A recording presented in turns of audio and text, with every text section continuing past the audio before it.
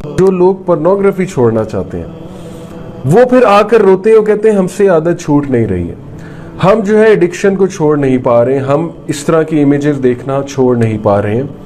और वो फाइट करते रहते हैं, दिन रात फाइट करते हैं, कभी किसी ट्रिगर को फाइट करते हैं, कभी किसी ट्रिगर को फाइट करते हैं और कभी सक्सेसफुल हो जाते हैं, कभी ज़ाहिर ईगो डिप्लीशन की वजह से उनकी जो रिसोर्स है वो डिप्लीट हो जाती है, विल पावर डिप्लीट हो जाती है, कम हो जाती है, मेंटल एनर्जी इतनी सर्व कर दी होती है इस चीज़ के पीछे कि वो स्लिप कर जाते हैं, वो कोलैप्स कर जाते हैं। क्यों होता है ऐसे? सोचने की बात है, क्योंकि उस बंदे की रूटीन ऐसी है कि वो ट्रिगर से सराउंडेड है।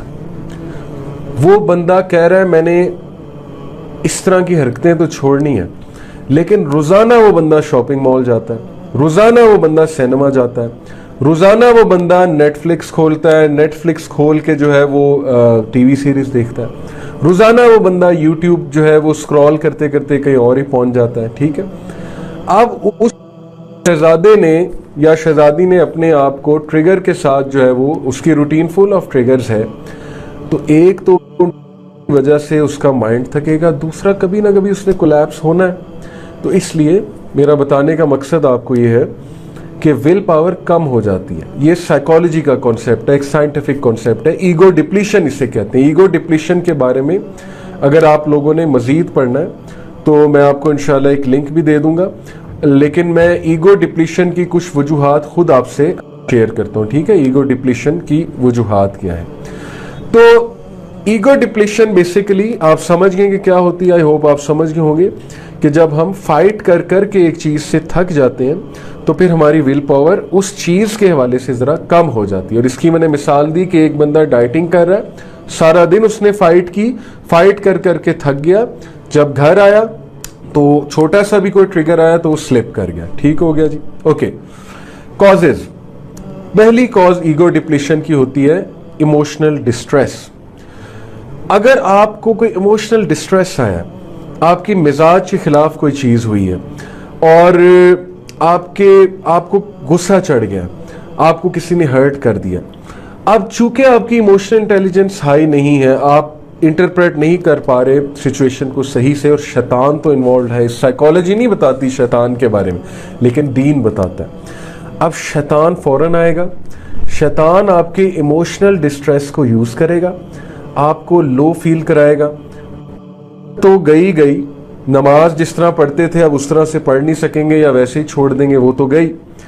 एक पर्पस अचीव हो गया शैतान का कि इमोशनल डिस्ट्रेस की इबादत मैंने डिस्टर्ब की।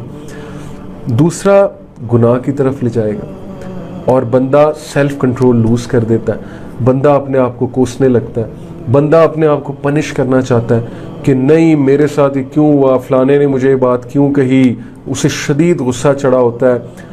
तो वो फिर क्या करता है कि उस स्ट्रेस को, उस इमोशनल डिस्ट्रेस को निकालने के लिए वो गुनाह की तरफ जाता है, सेल्फ कंट्रोल लूज कर देता है। ये बहुत बड़ी चाल है शैतान की। अल्लाह ताला से दुआ किया करें कि अल्लाह मुझे शैतान की चालें दिखा, नजर आ जाएगा शैतान आपकी। यहां तक शैतान एक्टिव होता है, ये साइकोलॉजी नहीं बता सकती, ये मैं आपको बता रहा हूं क्योंकि अल्हम्दुलिल्लाह मैंने दीन में बात पढ़ी है। शैतान यहां तक एक्टिव होता है कि वो आपको ख्वाब दिखाता है जिससे आप इमोशनली डिस्ट्रेस्ड होते हैं। वो आपको आपके पेरेंट्स की डेथ दिखा सकता है। ये एक हदीस में आता है, ख्वाब तीन तरह के होते हैं, एक शैतान की तरफ से, एक अल्लाह की तरफ से, और एक हमारे सबकॉन्शियस का ड्रीम है। वो आपकी वो मेमोरीज एक्सेस करके आपको दिखा सकता है कि आपको वो सारा दिन कोलैप्स कर सकता है अगर आपने इस्लामिक साइंस नहीं पढ़ी हुई। क्या कहता है हमारा दीन कि बुरे ख्वाब का क्या है कि 3 बार इधर स्पेट करो और पढ़ो औज़ु बिल्लाहि मिनश शैतानिर रजीम या औज़ु बिल्लाहि मिन शर्रि शैतानी व मिन शर्रिहा।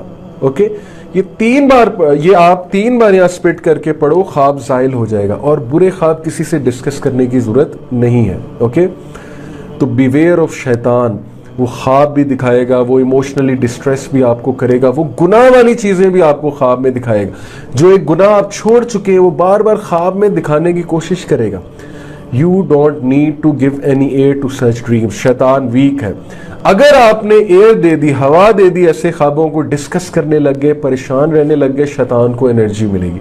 जब उसे एनर्जी मिलेगी वो और इस तरह की चीजें आपको दिखाएगा। ओके, تو جب آپ ایموشنلی ڈسٹریس ہوں گے آپ کا سیلف کنٹرول, آپ کی ایگو ڈپلیشن ہو جائے گی, آپ کا سیلف کنٹرول ویک ہوگا and you will go towards ego depletion. Okay, unfamiliarity, ایک اور کاز ایگو ڈپلیشن کی ہوتی ہے انفیملیرٹی. جب بھی انسان کے لیے کوئی نیا ٹاسک آتا ہے جس سے وہ فیملیئر نہیں ہے اور وہ ٹاسک اس کو کرنے کا کہا جاتا ہے اور اس ٹاسک کو کرنے کے لیے جو سٹریس اس پہ آ رہا ہے, جو چیزیں اس کو چھوڑنی پڑ رہی ہیں, تو ان چیزوں کے چھوڑنے کے سٹریس میں وہ بندہ ایگو ڈپلیشن کی طرف جا سکتا ہے. اس کی کیا وجہ ہے؟ دیکھیں میں آپ کو مثال دیتا ہوں. آپ بڑی زبردست مزے کی زندگی گزار رہے ہیں ویکیشن میں, 3 مہینے کی ویکیشن ہوئی ہے آپ کو یونیورسٹی سے, اچانک آپ کو آپ کے سپروائزر کا یا آپ کے ٹیچر کی کال آتی ہے. وہ کہتا ہے کہ یار میں تمہیں ہالیڈے ہوم ورک دینے لگا ہوں یا ٹاسک دینے لگا ہوں اور یہ ٹاسک ہے. اب اس کے ٹاسک دینے سے آپ کا کمفرٹ زون ڈسٹرب ہوا, اس کے ٹاسک دینے سے آپ کا مزہ ڈسٹرب ہوا, اس کے ٹاسک, اور وہ ٹاسک ہے بھی انفیملیئر, کوئی نئی چیز ہے, ریسرچ کرنی پڑے گی, آپ فیملیئر بھی نہیں ہیں. اب آپ سٹریس میں جائیں گے. جب آپ سٹریس میں جائیں گے اور آپ کو سیلف کنٹرول دکھانا پڑے گا تو آپ گھبرا جائیں گے اور ایگو ڈپلیشن کی طرف چلا جائیں گے.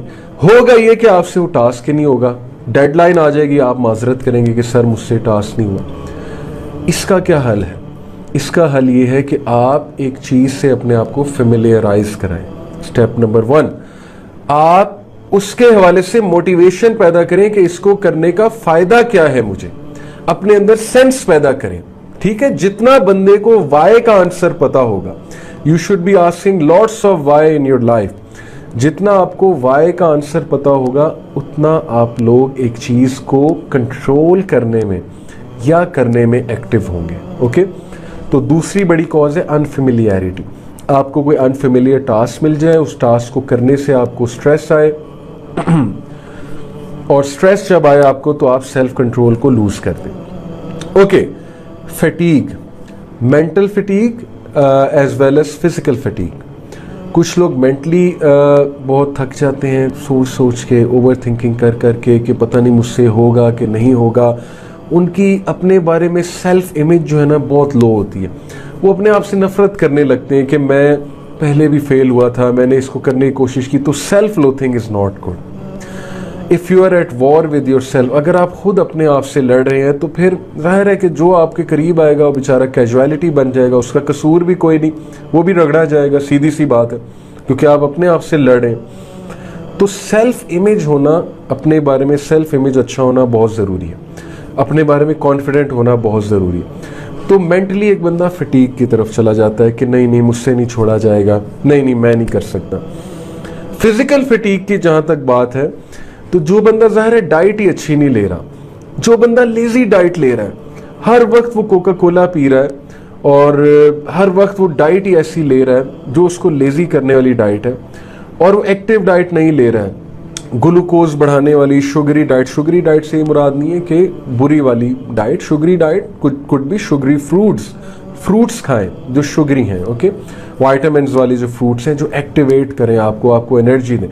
تو یہ ایک اور ریزن ہے ایگو ڈپلیشن کی کہ مینٹل پلس فزیکل فٹیگ انسان کو جب ہوتی ہے تو گیو اپ کر دیتا ہے, سیلف کنٹرول پھر اس پہ مشکل ہوتا ہے. ٹھیک ہے, تو اگلا جو ریزن ہے وہ اسی سے ریلیٹڈ ہے, لو بلڈ شوگر. جب بلڈ شوگر لیول کم ہوتا ہے تو ظاہر ہے ایگو ڈپلیشن ہوتی ہے, انسان جو ہے اس کا سیلف کنٹرول ویک ہو جاتا ہے.